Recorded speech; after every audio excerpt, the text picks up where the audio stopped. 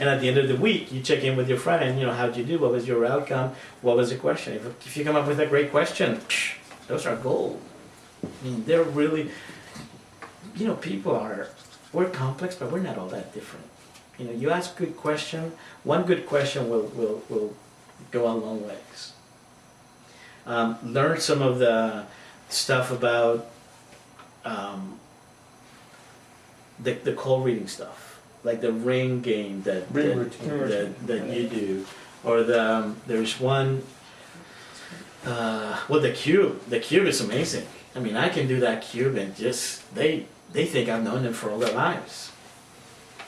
So learn one of those things. That way, as you're in the middle of doing this, you go, "Oh, let me do this with you." Again, you're opening up a loop because she's thinking, "No, I'm enjoying this," and then you got her doing something else that she enjoys.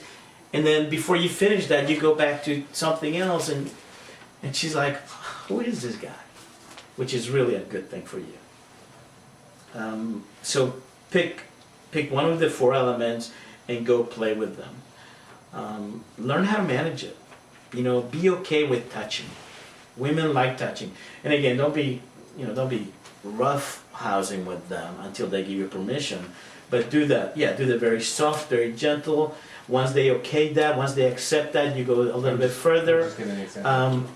Oftentimes, the way I ask permission is, if I'm asking permission, like when I do hypnosis, I say, "Hey, I'm going to touch your leg, and I touch whatever it is that I'm touching, and then after I finish touching, I'll say, is that okay?" Well, if it wasn't okay, they would have told me. But at this point, I've assumed that it is okay. So at a bar, I don't ask, "Hey, is it okay to touch your leg?" But I will very gently do that thing and then step away. And she may or may not look. She might not even notice it, but she will know that there was contact. So practice this. Just be playful with it. And when you go out, just have a very relaxed, fun energy about you. Don't go out with the expectation that every girl you're going to talk to, you're going to, create a magical connection. Don't, just have a very fun and relaxed, be okay with it. It's like when you're driving a car.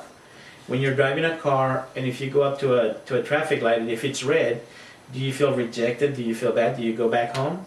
Right, exactly. It's one of those days I'm turning around. No, it's just a traffic light.